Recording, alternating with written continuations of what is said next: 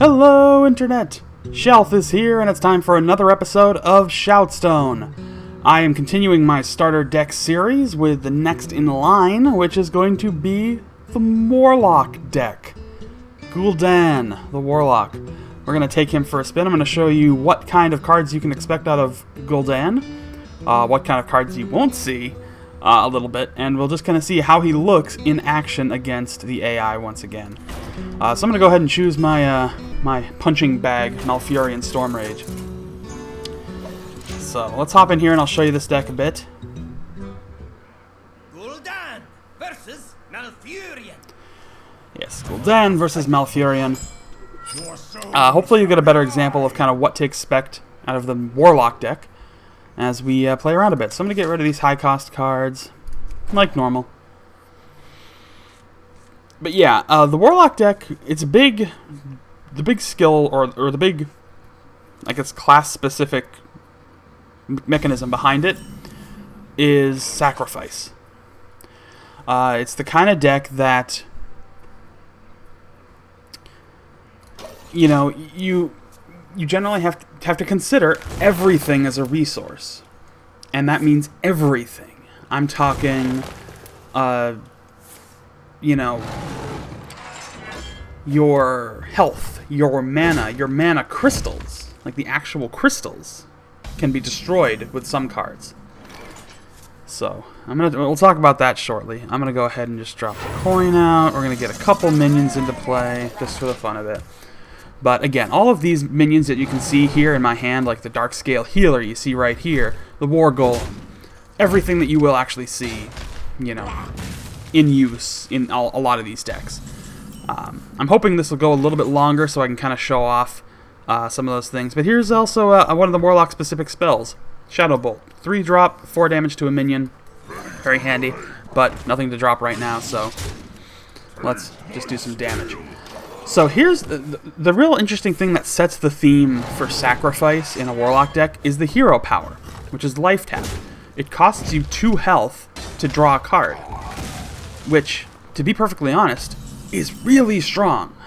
Like, really strong of an ability. You know, who cares that you have to lose 3 health to get a card? You're getting a card for free, basically. 2 health is nothing. Take it. It's great. Anyway, let's just keep going here.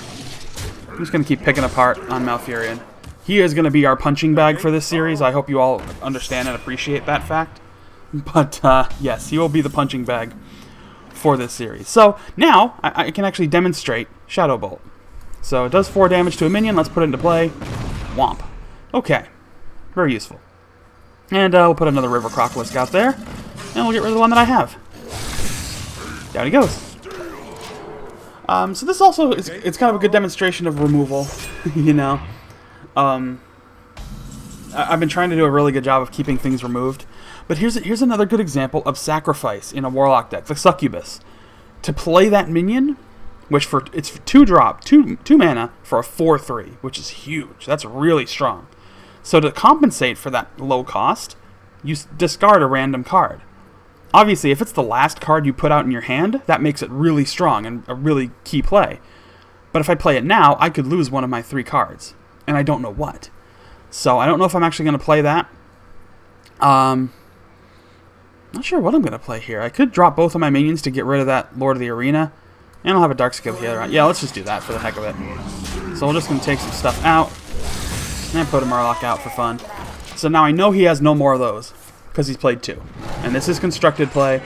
So there's only 2 of, you know, every card in the deck. Or up to 2.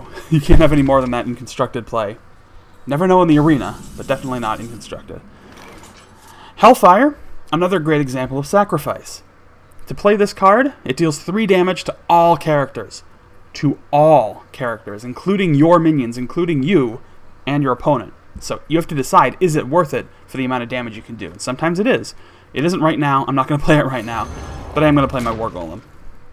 And I'm actually going to leave that guy alone right now because I can't actually take him out. So I'm just going to keep whittling away at Malfurion. But some of the benefits of the Warlock deck include demon play. A lot of the various demon cards that you can put into action. it also, includes a lot of the various, additional spells and things like that. Of course, one of the big features of the Warlock deck, I guess, as it were, is Lord Jaraxxus, Eredar, Lord of the Burning Legion. I think I have to say it that way all the time. Alright, so in this case, let's see. Let me get a card out. Alright, I want to play him, just to get the extra spell damage. I'm going to do Drain Life.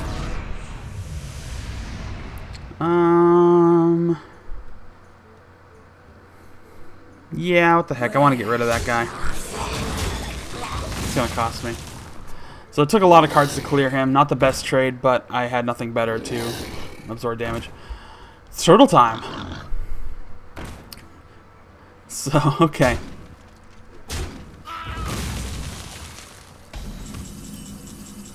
Alright, so I'm kind of a little bit of in a rough position here. However, I could play Hellfire now, which might be okay, because I don't have any other minions and I just eat 3 damage, which doesn't bother me. So I'm going to do that. Let's do some damage across the board. I'll take out one of these turtles. And now, I can play my Succubus for no penalty. I'm in top draw now, but worth it.